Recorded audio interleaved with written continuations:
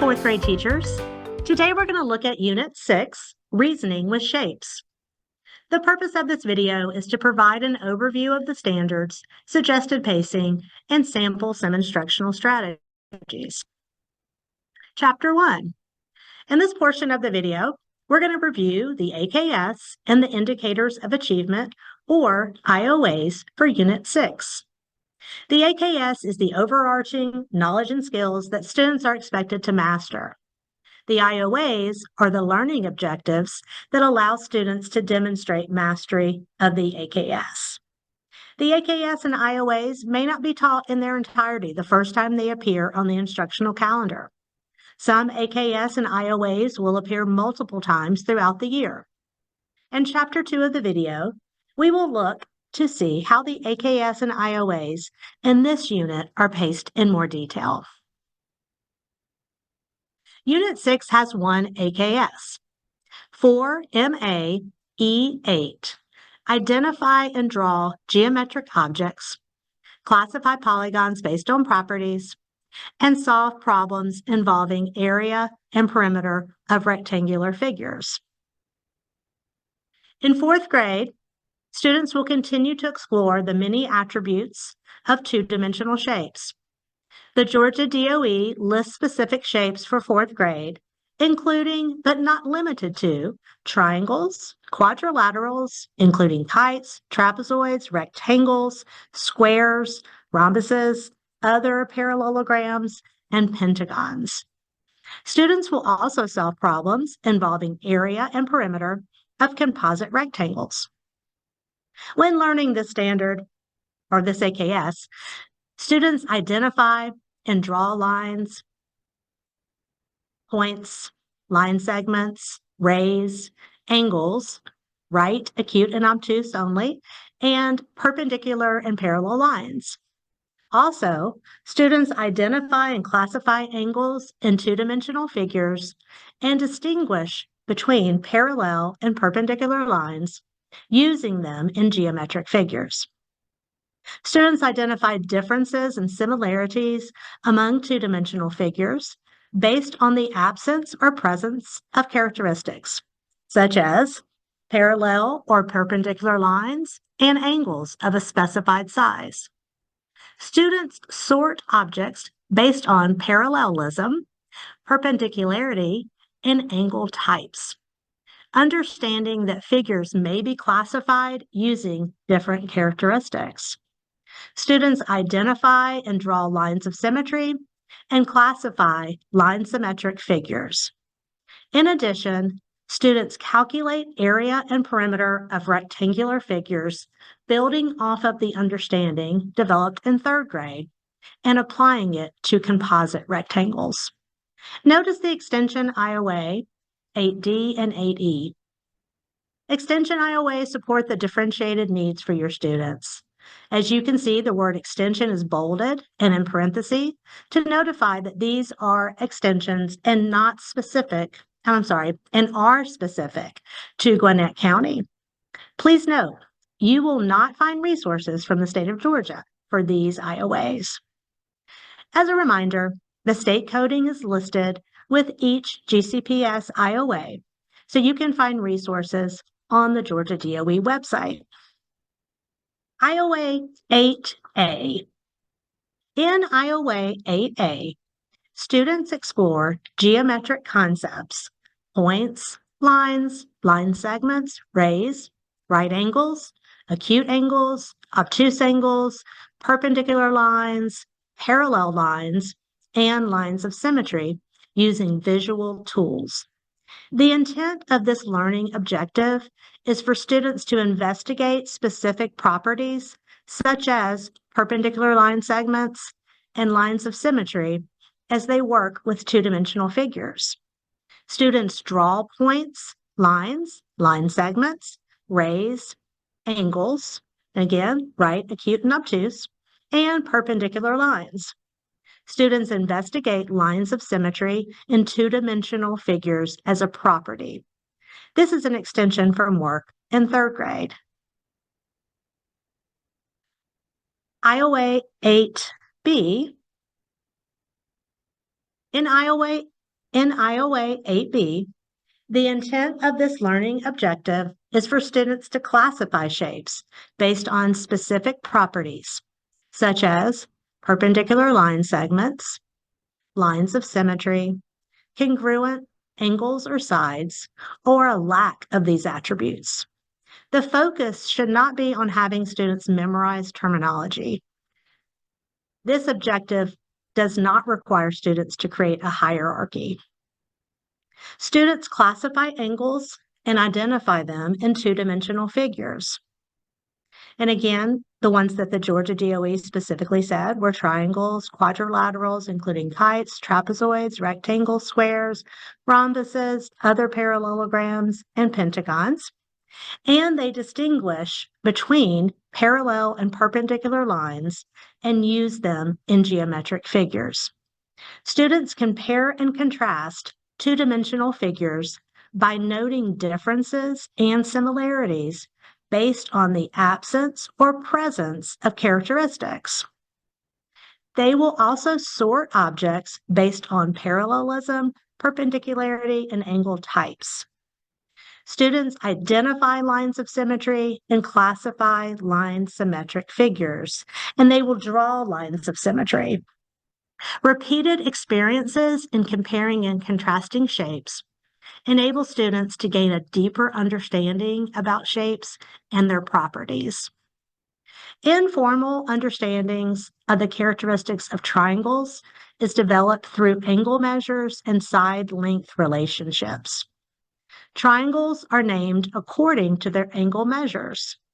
There's right triangle, acute triangle, or obtuse triangle, and their side lengths, scalene triangle, isosceles triangle, or equilateral triangle. These characteristics are used to draw triangles as well. In Georgia Resources and Assessments, the inclusive definition for the classification of shapes are used. Therefore, trapezoids are defined using the inclusive definition, which states that they have at least one pair of parallel sides. IOA 8C. For IOA 8C, students find the area of composite rectangular figures by separating them into non-overlapping rectangles. Students use the properties of rectangles and reasoning to find unidentified side lengths based on known side lengths. They will find the area of each smaller rectangle, then add all of the areas together to find the total area of the composite figure. Students will find the perimeter of composite rectangles by solving the total distance around the figure. It is expected that students will have prior knowledge and experience related to the concepts and skills of composing two-dimensional shapes to create a composite shape and partitioning rectangles into 2, 3, and 4 equal shares. It may be necessary to pre-assess in order to determine if time needs to be spent on conceptual activities that help students develop a deeper understanding of these ideas. IOA 8D and IOA 8E. For extension IOA 8D, the purpose of this extension IOA is for students to use their creativity to determine their own way to apply the understanding of this AKS through various platforms to show the application of skills and concepts in the real world. Teachers should allow students to determine how they will describe and justify real-life situations in which the application of area and composite rectangles are necessary or in existence. For extension IOA 8E, the purpose of this extension IOA is for students to use their creativity to determine their own way to apply the understanding of this AKS through various platforms to identify and create a product that demonstrates their understanding of geometric objects and polygons. Chapter 2. In Chapter 2, we will be discussing our Unit 6 pacing. Our pacing guides are closely aligned with the state pacing to ensure we are following the expectations from the state. The pacing guide is an example intended to model how instruction of the AKS and IOAs in each unit may be facilitated, but teachers should design pacing to be responsive to the learning needs of their students. Here's the vertical progression. You can see prior to fourth grade, students classified and described quadrilaterals. They identified parallel and perpendicular line segments, points, lines, line segments, right angles, and the presence or absence of these in quadrilaterals. They also explored lines of symmetry with quadrilaterals. They looked at the area and perimeter of rectangles. So you can see they're coming in with a lot of background knowledge for what they will be doing in fourth grade based on what they did in third grade. After fourth grade, they're going to be classifying polygons based on geometric properties, and they're going to be finding those relationships between categories and subcategories of shapes. They also find the volume of right rectangular prisms. All right, so now we're going to look at the pacing guide for Unit 6, Reasoning with Shapes. The suggested length for Unit 6 is 5 weeks. Unit 6 focuses on AKS 4MA E8, identify and draw geometric objects, classify polygons based on properties, and solve problems involving area and perimeter of rectangular figures. Now let's scroll down to the first day of pacing. The suggested instructional sequence is located on the left side of the pacing guide. The left column provides the learning progression for the AKS and IOAs, showing whether it is concrete, representational, or abstract. The bulleted list states specific learning objectives within the IOAs, as well as any suggested manipulatives. And let's just look at this day, for instance. This day is a representational abstract day. You can see that we are exploring and investigating points, lines, line segments, rays, and angles. It lists the types of angles. We could be exploring perpendicular lines, parallel lines, and lines of symmetry, drawing and identifying the same properties or the same concepts. And then we do not show any manipulatives this day because you can see it's a representational abstract day. If it was a concrete day, we would also give you a list of suggested manipulatives.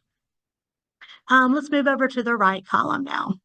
The resources for each day are located on the right side of the pacing guide. Resources include traditional lesson plans, task-based lessons, formative assessments, small group instructional moves, student tasks, and any additional resources that are aligned to the learning targets for that day. Also embedded in the pacing guide is suggested resources to use from our textbook adoption, Georgia Reveal. Georgia Reveal is an adopted resource. However, it is not your main and only resource. You will find Georgia Reveal adapted lessons aligned to the intended learning objectives, as well as other resources on the pacing guide. These are just a few of the Georgia Reveal resources available. Please go to your employee portal to access all of the Georgia Reveal resources available to best meet the needs of your student. I want to point out that the very first lesson here is an adapted Georgia Reveal lesson. Unit 6 starts with 8A. And again, I just want to point out this particular day is representational abstract. Typically, you would probably see concrete or concrete representational on the first day of an IOA. But for this day, we're really honing in on points, lines, line segments, and rays in a representational way in the lesson. And the tasks that day are also representational. So we're starting out with just those particular vocabulary terms in a representational abstract way. Then you can see that we're going to be moving down to a concrete representational day when we introduce, or not really introduce, they've learned it in third grade, but when we move into parallel and perpendicular lines. I also want to point out that we offer many resources on the pacing guide. And from these resources, you need to select the best ones for you and the specific needs of your students. And while we are before we move on, I want to go back and talk about this Georgia DOA resource. Just a reminder that we do have Georgia DOE task linked to your pacing guide. We would just want you to be aware that the links provided land on the first page of the task that corresponds with the page number noted on the pacing guide. So these are live documents that could be updated by the state at any time. That's why we wanted to link them directly to the pacing guide. So for instance, up here, the Georgia DOE diagnostic assessment, it says page 4. So when I click on this right here, it should take me directly to page 4 so that it will go, but then it's a live document with multiple tasks in it. All right, so let's keep moving down our pacing guide. We also, so after that concrete representational day, we're going to have a concrete day.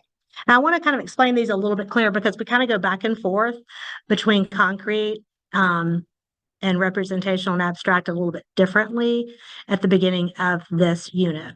So the reason we're going back to concrete here is because we are moving, this particular day focuses in on line symmetry. So we're going to be doing that with paper folding and georeflective mirror. So we have a concrete day of that. Then and you can see, because it's concrete, we have given you some examples of some manipulatives to use. And then it goes into a concrete representational day for lines of symmetry, and then a representational abstract day for lines of symmetry.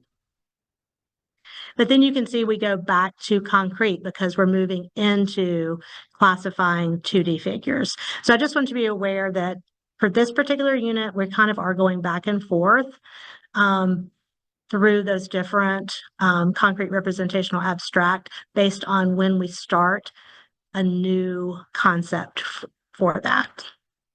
Let me go back up to the top and let's kind of go backwards a little bit here to talk about the pacing of 8A and 8B. It is suggested that 8A and 8B is 10 days. 5 of those days on pacing are just going to be 8A, really introducing that vocabulary and those concepts for geometry. Then we're going to cluster 8A and 8B together when we move into the classification and comparing and contrasting, because you'll be using all of those concepts to then classify, compare, and contrast polygons. Students will be comparing and contrasting polygons based on those attributes. They will also be comparing and contrasting triangles in 4th grade as well. So you can see, let's kind of talk through that a little bit. So we start out concretely with classifying quadrilaterals because that is where they're coming to us from 3rd grade.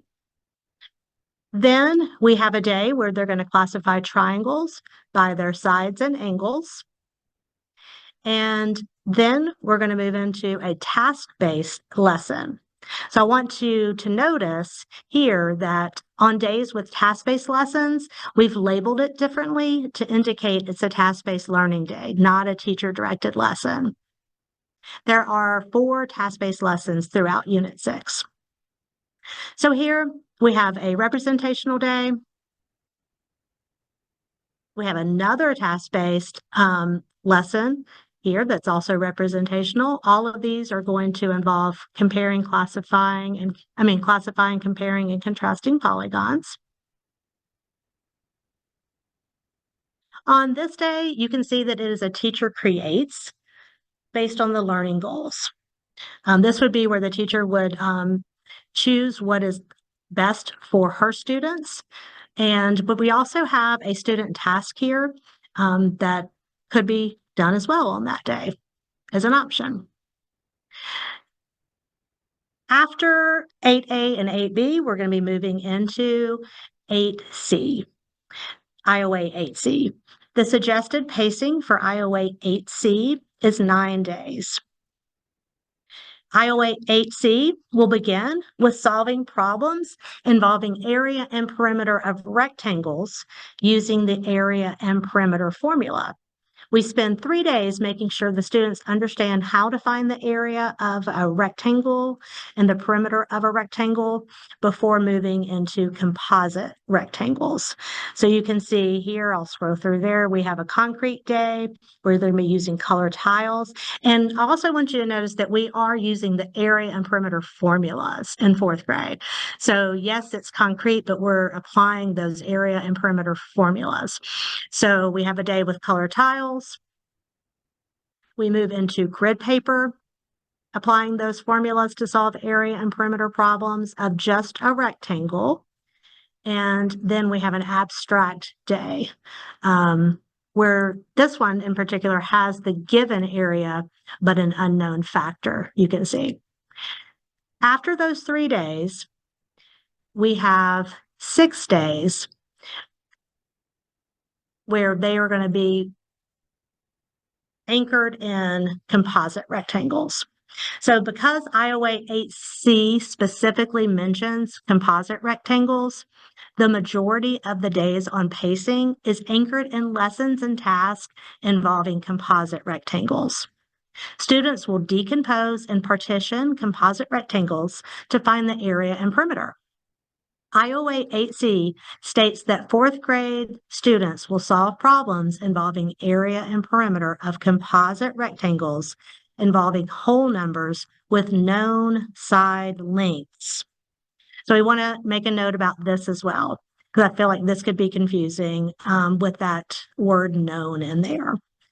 The Georgia DOE learning plans include composite rectangles with unlabeled measurements. So our interpretation of the state's expectation is that even though the dimension is unlabeled, it is known because one property of a rectangle is that opposite sides are congruent. So let's kind of just scroll through these days. We have, again, we're starting out concretely to build those composite rectangles using color tiles. Then we're going to move, same thing, with using grid paper to find the area and perimeter of composite rectangles. We have a couple of days with that because you can see the difference in these days is here we have, we're going to find the area and perimeter of composite rectangles using grid paper where we are partitioning those into 2 rectangles. And then we have a day where the composite rectangle will be partitioned into 3 rectangles. And then we end out this unit with some abstract days of solving area and perimeter of composite rectangles, including one more task-based day and another day where the teacher could create the lesson based on the day's learning goals. When we were planning this and looking at the task-based lesson from the Georgia DOE right here, the elementary school wing, we felt like this could be something that would take more than one math block to do. So that's another reason why we left that last day available, so that if you needed more time for that, you could, or you could create your own lesson based on the learning goal that you need. And that is the end of Unit 6. At the end of the unit, there is a link to a suggested unit assessment.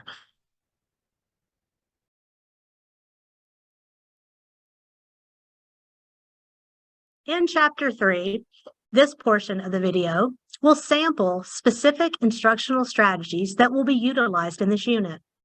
Please refer to the Analyzing the Standards, sometimes referred to as the ATS, for guidance on additional instructional strategies for each IOA. Fourth grade teachers, we're going to look at some manipulatives and some strategies to support your students as they're learning IOA, 8A, and 8B. 8A says that students will explore, investigate, and draw points, lines, line segments, rays, angles, perpendicular lines, parallel lines, and lines of symmetry. They will identify these in two-dimensional figures.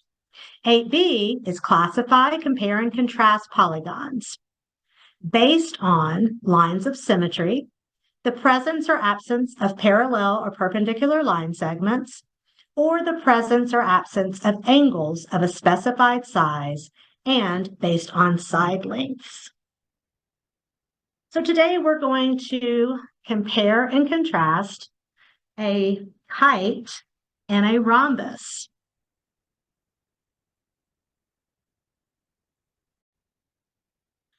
All right, so let's go ahead and write this as IOA 8A that we're talking about and IOA 8B. On pacing, we start out with 8A, so they learn the different geometric vocabulary, and then they apply that when they are comparing, classifying, and contrasting two-dimensional shapes. So a great tool to use when you are comparing and contrasting is to use a graphic organizer. So let's go ahead and draw a graphic organizer to help us think about the similarities and the differences of a kite and a rhombus. So we're going to be looking at how they're the same and how they're different. So we're going to have 3 sections on our graphic organizer. I'm going to, let's choose a smaller pen here. I'm going to have this be the kite section, and I'm writing different here. So any attributes that the kite has that the rhombus does not have will go here. We'll put rhombus over here. And this will also be different. Any attributes the rhombus has that the kite doesn't have will go here. And this middle section is going to say both kite and rhombus. And then we're going to write same. Every attribute that is the same, that is similar in both the kite and the rhombus will go here. Okay, so now we are going to be looking at the attributes. I'm going to start with looking at the sides and the angles. I see that both of these shapes have 4 sides, so that's going to be something that's the same. And if both of them have 4 sides, then both of them are also going to have 4 angles. They are quadrilaterals. Now let's look at the length of their sides. So the definition of a kite is it has 2 adjacent congruent sides. So the orange sides here are congruent. We can see that from the colors of the angle legs. That's why angle legs are really great to use. I can see easily that these are congruent because of the same color. So it has 2 pairs of adjacent congruent sides. It has the orange pair and the purple pair are adjacent congruent sides. If I look over at the rhombus, all of their sides are congruent, but it also has 2 pairs of adjacent congruent sides. So the same of a kite and a rhombus is that it has 2 pairs of adjacent. Adjacent means that they meet at a vertex. Adjacent, congruent sides. Okay. Now, one thing that I notice about a rhombus that's different than the kite is it has all sides congruent. So let's put that under different.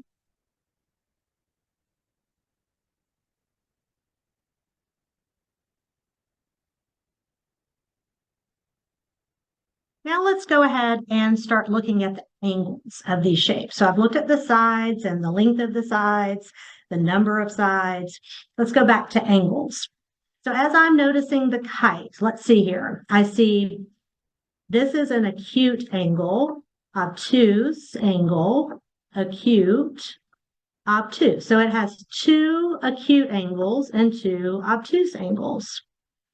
All right, let's compare that to the rhombus.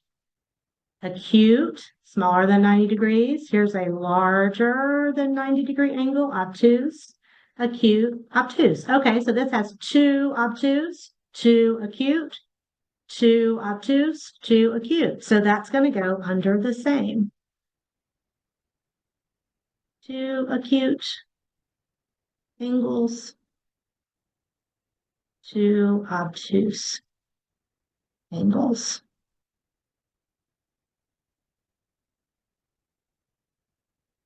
Now, something that I'm noticing that's different with the rhombus is it has two pairs of congruent angles. So these obtuse angles are congruent. They're the same measurement. These are also congruent. But when I look over here at the kite, I notice that it only has one pair of congruent angles. So I'm going to write that as different. This might be something that students have trouble seeing, and that's okay. We're going to talk about it, but once they get to where they can measure angles, they can, actually, they've already done that, so they could measure those angles and see. So let's see here. One pair of congruent angles, and then we have two pairs. By the time they get to this, they will have already done the angle measurement, concept of angle measurement unit. Two pairs of congruent angles. All right, so we've talked about the angles, we've talked about the sides. Let's move on now to lines of symmetry. So this year, students, just like last year, are going to identify lines of symmetry and draw lines of symmetry.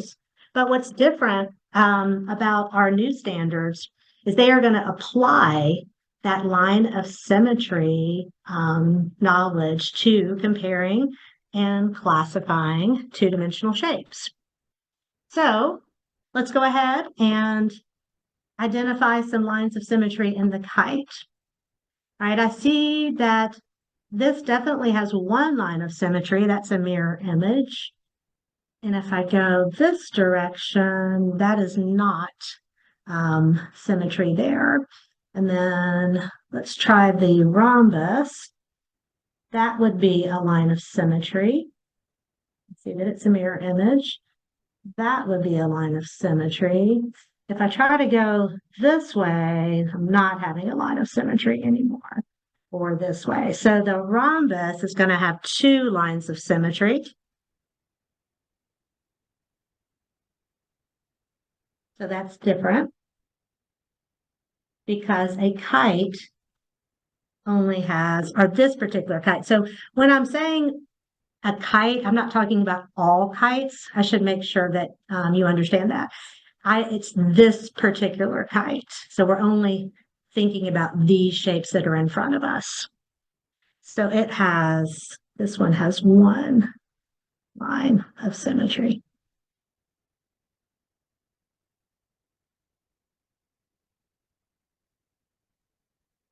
Okay, next, let's look at parallel sides. That's another way. So fourth graders need to think about the presence or absence of parallel and perpendicular sides. So I'm going to start with parallel.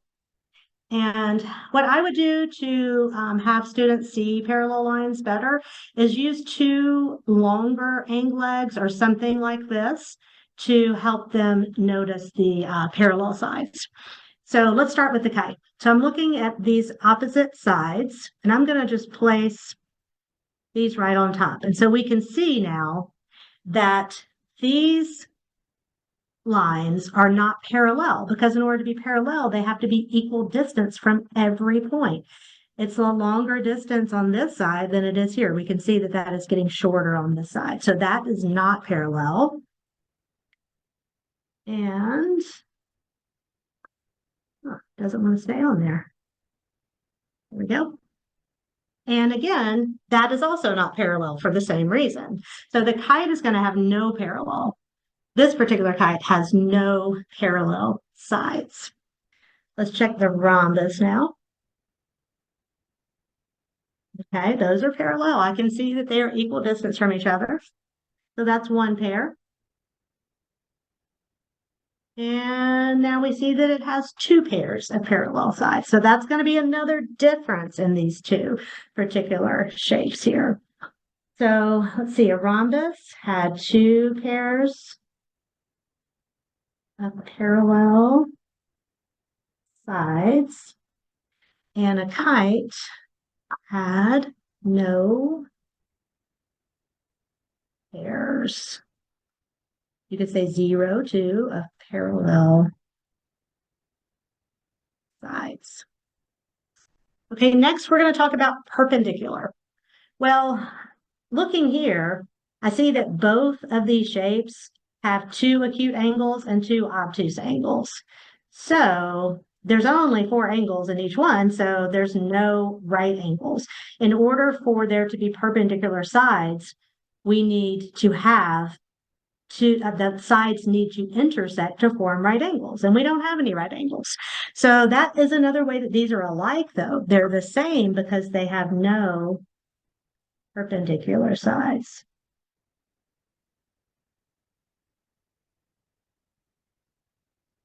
Okay, so we have looked at lots of different attributes of these shapes. We've talked about sides, angles, perpendicular, parallel, and again, presence or absence, and lines of symmetry. One thing I want to mention is that a scaffold for your students is found in our small group moves. We've got an attribute checklist that they can use so that as they are looking at shapes and classifying and comparing and contrasting, they can think through these attributes. That's just something that you can use for your students that need that. I also want to mention some other manipulatives that we have. We have geoboards that you can use to make your shapes on, and they also work really well for showing lines of symmetry. Sorry. So they work really well for showing lines of symmetry and parallel. Go ahead and use those ang legs as well for that. You can talk about parallel lines and all of that with our geoboards. And another tool that I would like for you to use if you've never used this year is a mirror tool. These are in your kits. They are awesome for supporting your students with identifying lines of symmetry. It's really hard to show on video, but you can find lessons on the pacing guide and also on your small group moves that are going to support you with using this tool with your students.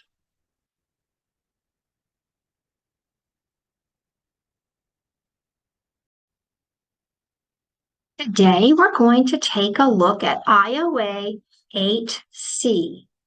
Solve problems involving area and perimeter of composite rectangles involving whole numbers with known side lengths. In this IOA, students find the area of composite figures by separating them into non-overlapping rectangles.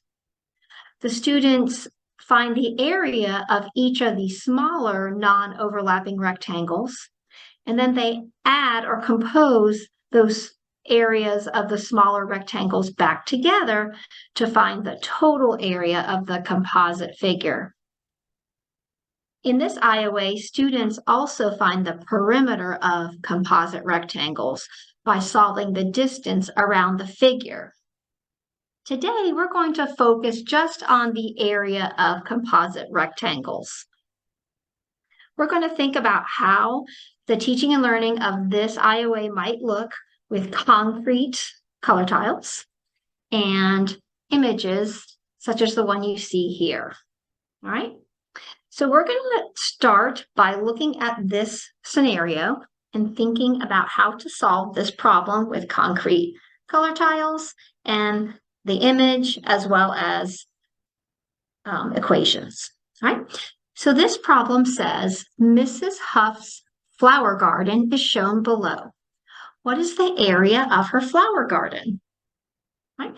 So in this problem, we see Mrs. Huff's flower garden. It's right here in this image. And we're asked to figure out the area of her flower garden.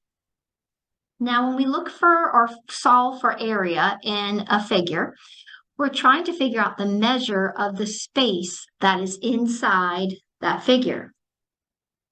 So in order to help us get started on that thinking, we're going to build Mrs. Huff's flower garden with color tiles, all right? And we're going to use this image to help guide our thinking.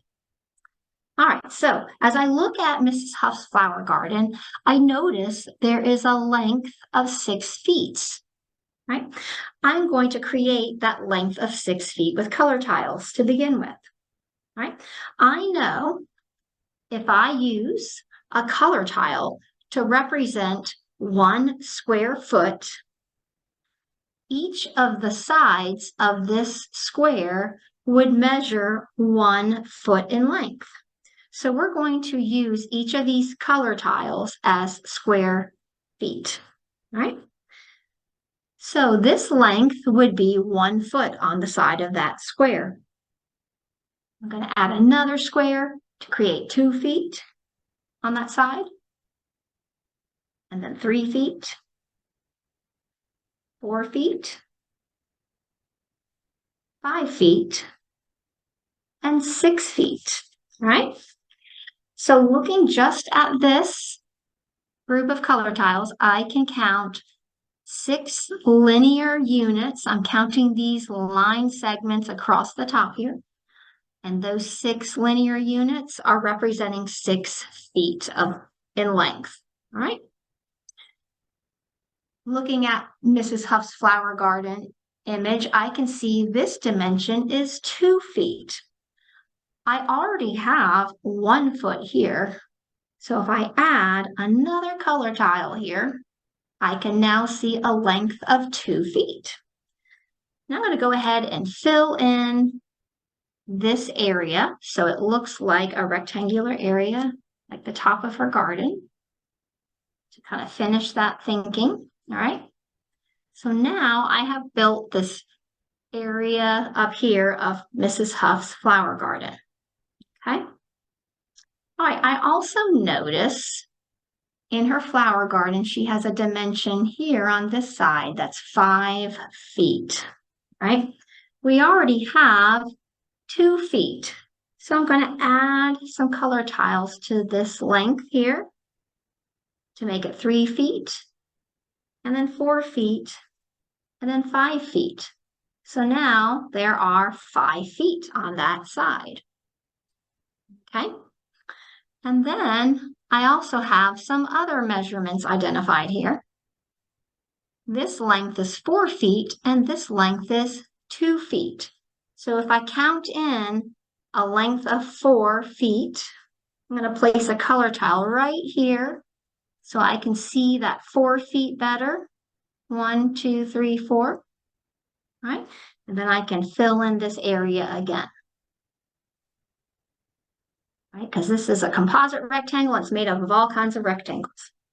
All right, now, that last part, I don't have any measurements labeled, but I can use what I know about the properties of rectangles to help me figure that out. Okay, so in 3rd grade, students studied how to find the area and perimeter of rectangles.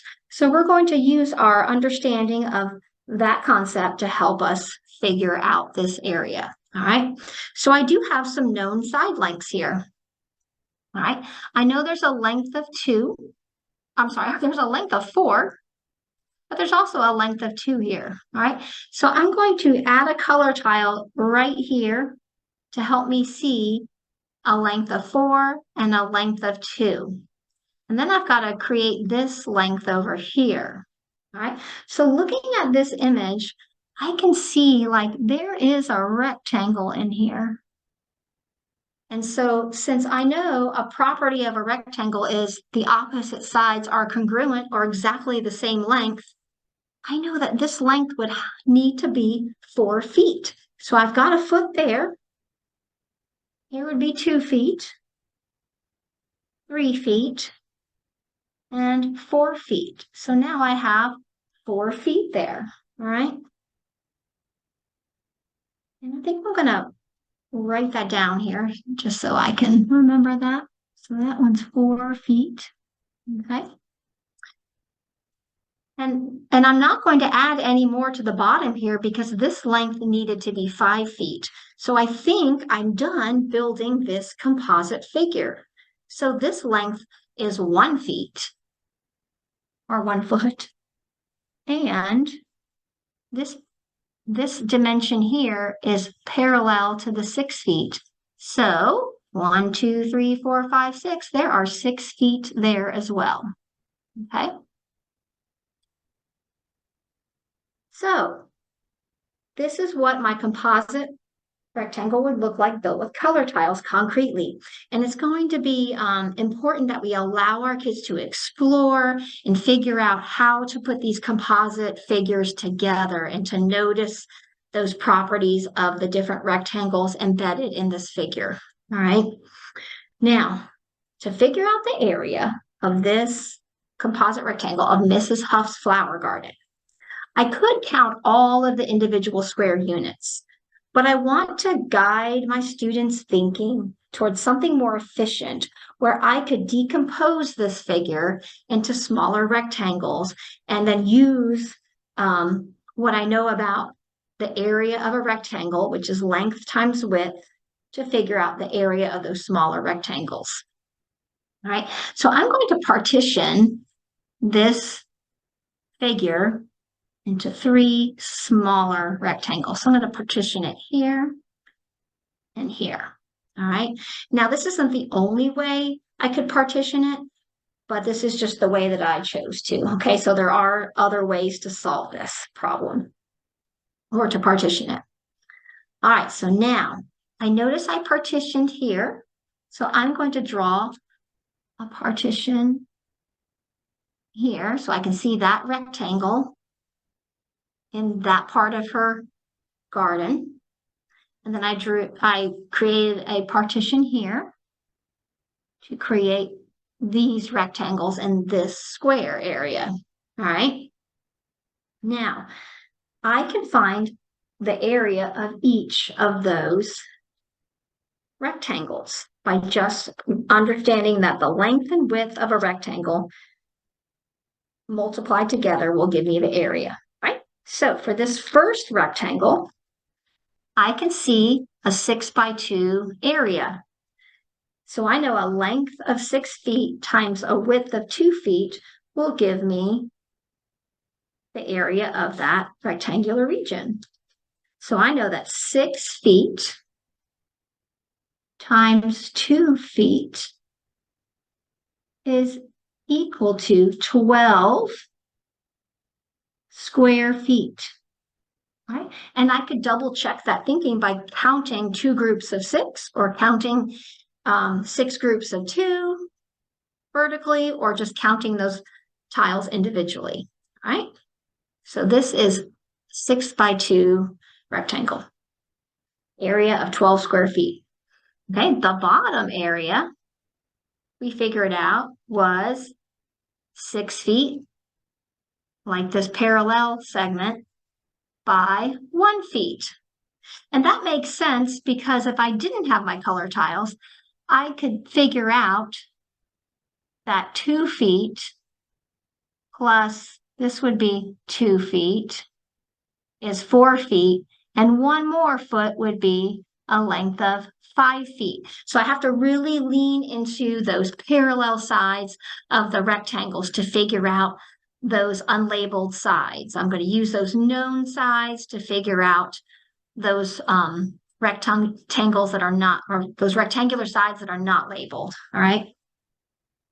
All right. So I can see that a 1 group of 6 will be 6 square feet. So we can say that 1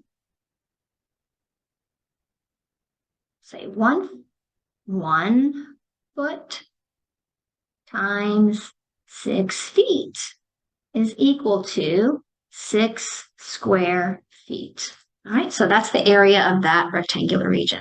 All right, and then last, we had this square area here. Now, if I didn't have my color tiles, I would have to figure out this area that's not identified yet, okay? So again, I've got to think about those parallel sides of the rectangles.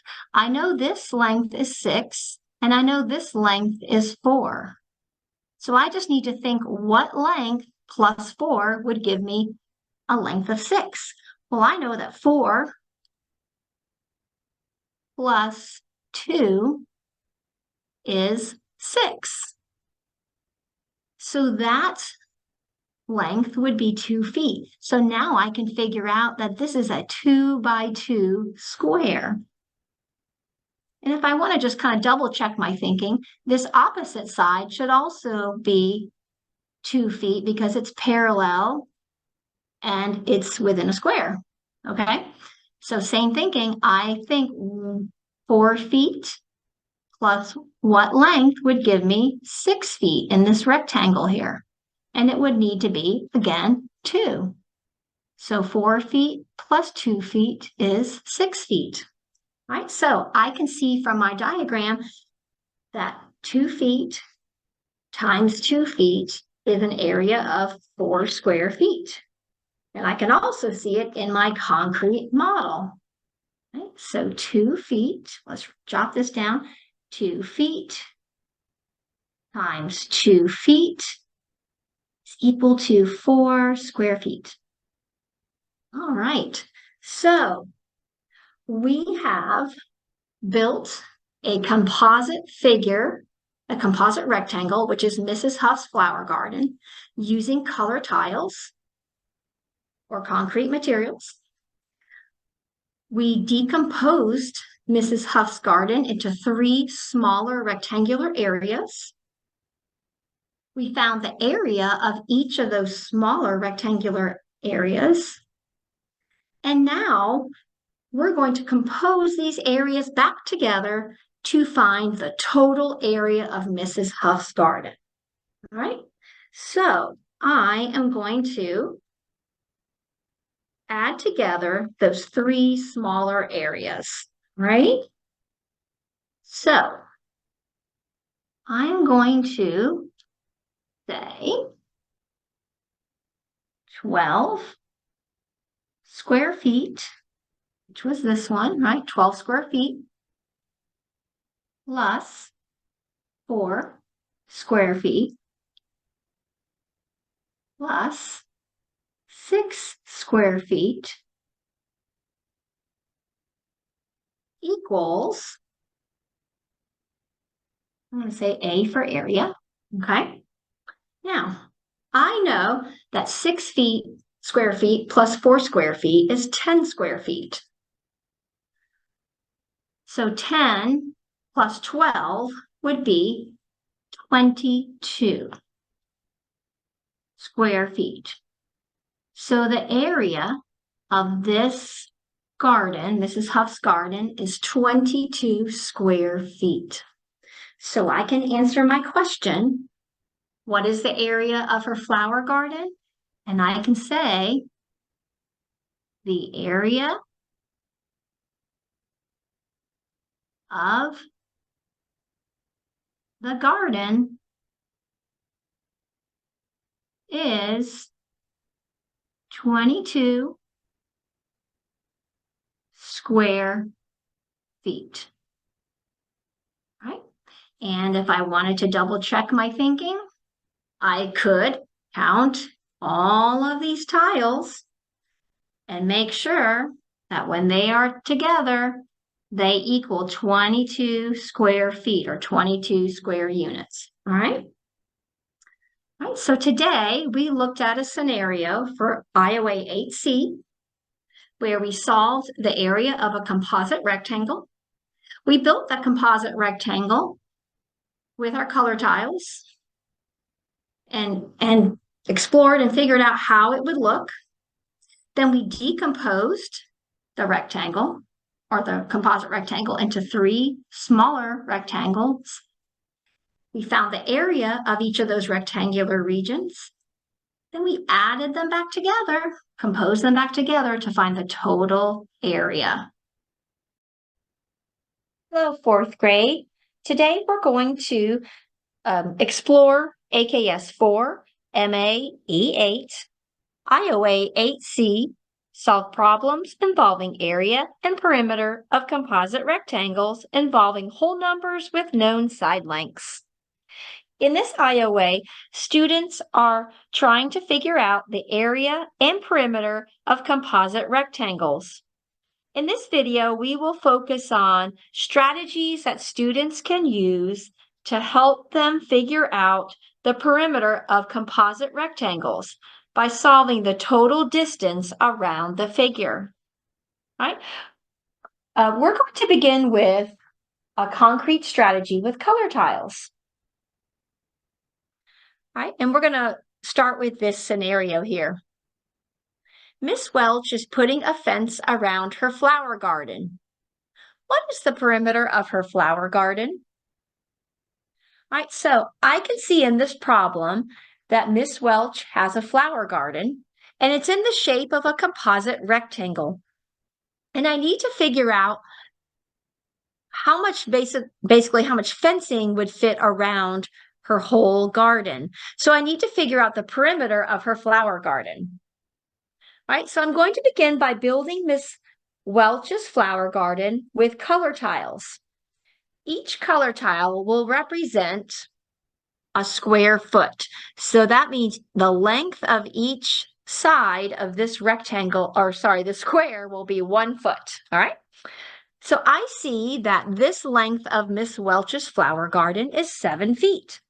So I'm going to create a length of 7 feet with these color tiles.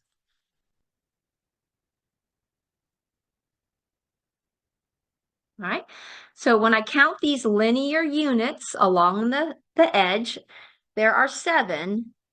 So that is a length or represents a length of 7 feet. Okay, I can also see a length of 2 feet on this side of Miss Welch's garden. So I'm going to put a tile there to represent that length of 2 feet, and then I'll fill in the rest of this rectangle with some color tiles. All right. Okay. All right, so now looking at the rest of this flower garden, I can see a length of 5 feet. So if I count 1, 2, 3, 4, 5 lengths, I can mark that length of 5 there. And then I see a length of 2 feet. So I can make another length of 2 feet. And then I'll fill in this area with some color tiles. Okay. So again, I can see a length of 5 feet, just like my image, and a length of 2 feet. Okay.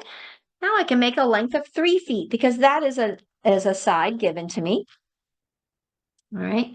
So I'm going to just kind of make a length of 3 feet here. But then I'm going to need to fill in this area because it's a composite rectangle. And then I also know I have this 6 feet. So if I count this length, there are 5 feet right now.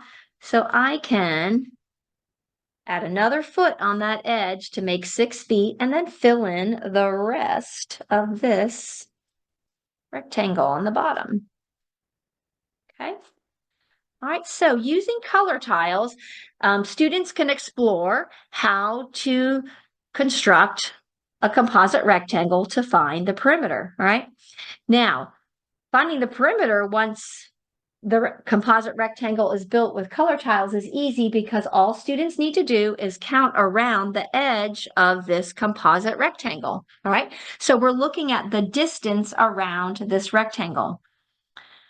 So I'm going to start here. And this length would be 1 foot. And I know the whole length is 7 feet. So I should count 7 linear units or 7 feet, which I do. Okay. Then I'm going to add on 6 more feet, which is 13 feet. So that would be 8. And this one would be 9. 10, 11, 12, 13, all right? And then 13 plus 5 more would be 18. So we have another length of 14. This one is 15, 16, 17, and 18. Okay. And then 18 plus 2 more is 20. So we're counting on 19 and 20. And 20 plus 3 more is 21, 22, 23. And 23 plus 2 more sides is 24 and 25. And 25 plus 5 is 30. So I should count 26, 27, 28, 29, 30. And 30 plus 2 more is 32. All right, so building this with color tiles, I can count the linear units all the way around. I can add up those sides to find that Miss Welch's garden is 32 feet all the way around. So she would need 32 feet of fencing. All right.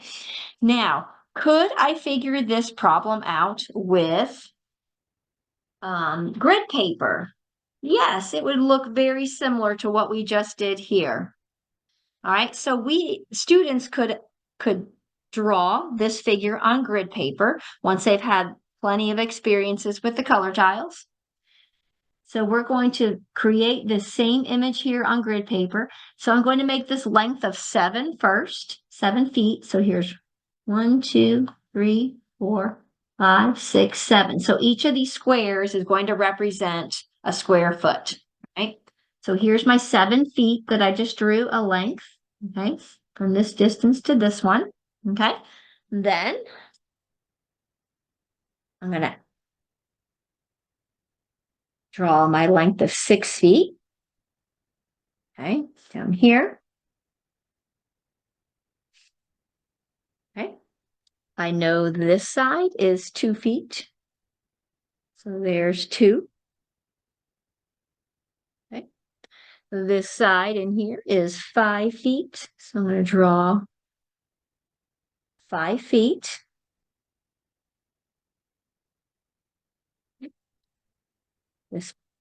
This whole length was 2 feet.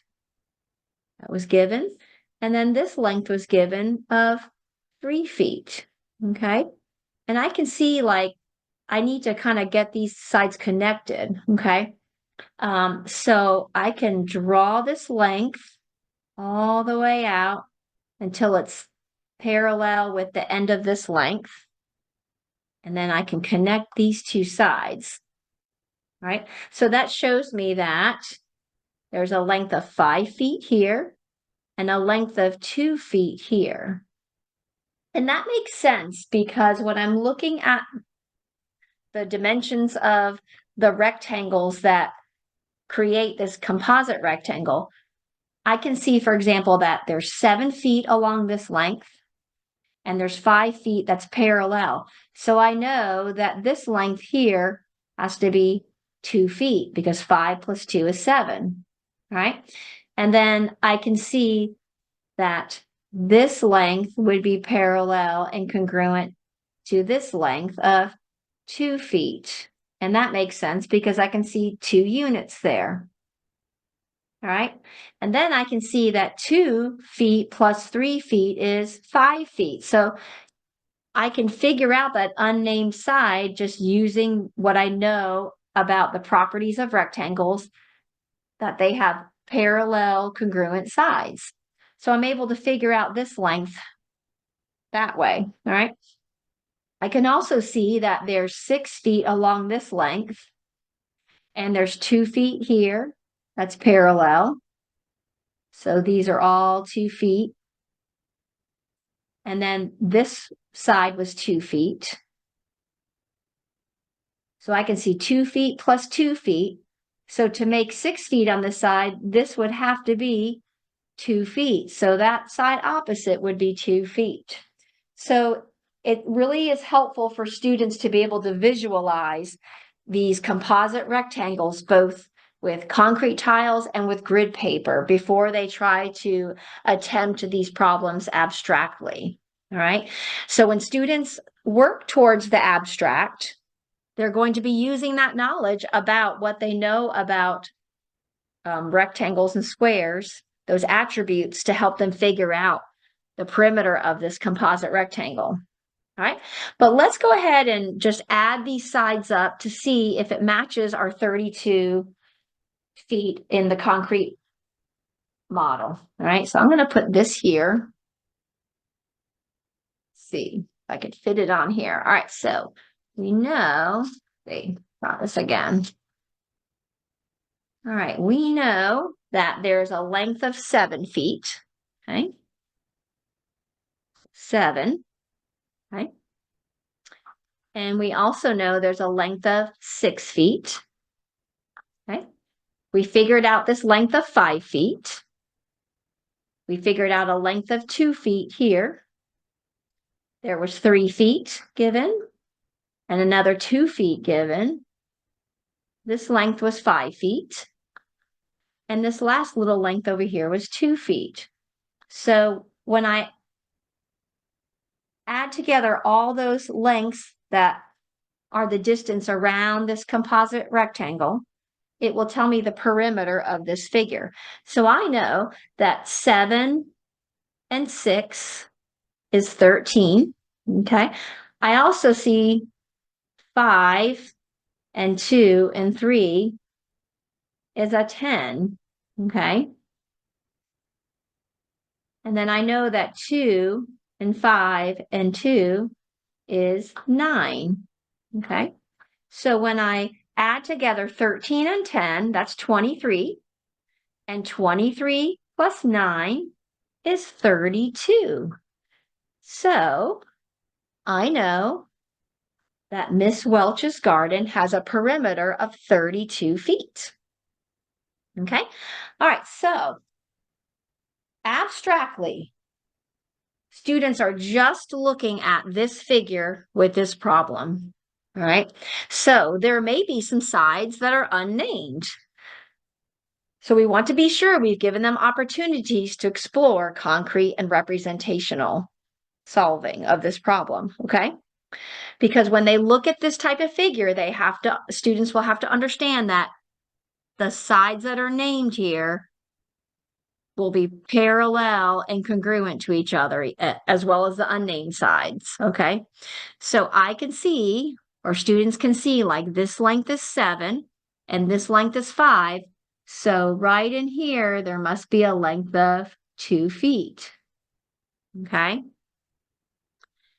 And then if I find this length in here, these opposite sides are congruent in this square. So it is also 2 feet. And I can see 3 feet plus 2 feet would give me a total distance of 5 feet. All right. Now I've got 6 feet on this side. I've got 2 feet parallel. So this little bit here would be 2 feet. I've got this parallel side and this one. So that one's also 2 feet, that side. And I know that 2 feet plus 2 feet is 4 feet. So this part here would also be 2 feet. So 2 feet plus 2 feet plus 2 feet would be a total of 6 feet. All right. The opposite sides are congruent and parallel of this rectangle. So this opposite side has to also be 2 feet. So you can see that it can be challenging for students to solve these if they haven't had these concrete and representational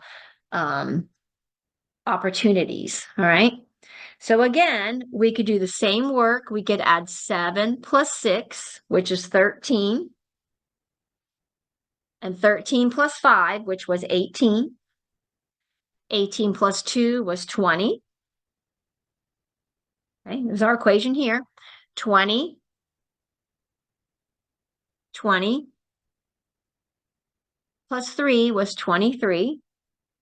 Plus 2 more was 25. Plus 5 more was 30. plus 2 more was 32. So just kind of counting all the way around and adding up, I can solve that Miss Welch's garden is 32 feet. I could also write it exactly how I did this equation. 7 plus 6 plus 5 plus 2 plus 3 plus 2 plus 5 plus 2 to solve it, okay? All right, so I can write this statement that Miss Welch, her garden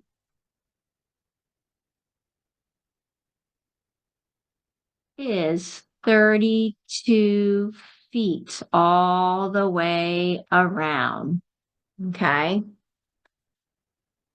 So the perimeter of Miss Welch's garden is 32 feet. Okay, so we'll say that is 32 feet around, which is perimeter. All right.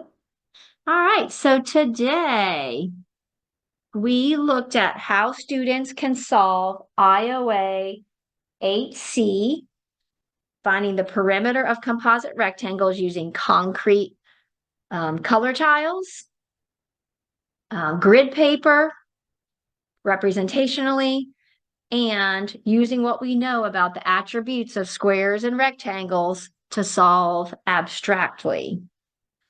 Knowing that the opposite sides of rectangles and squares are congruent and parallel. In mathematics, the emphasis is on reasoning and thinking about the quantities within mathematical context. Specific strategies for teaching and learning are not mandated by the Georgia Department of Education or assessed on state or federally mandated tests. Students may solve problems in different ways and have the flexibility to choose a mathematical strategy that allows them to make sense of and strategically solve problems using efficient methods that they are most comfortable with and that make sense to them. It is critical that teachers and parents remain partners to help each child grow to become a mathematically literate citizen. These standards preserve and affirm local control and flexibility.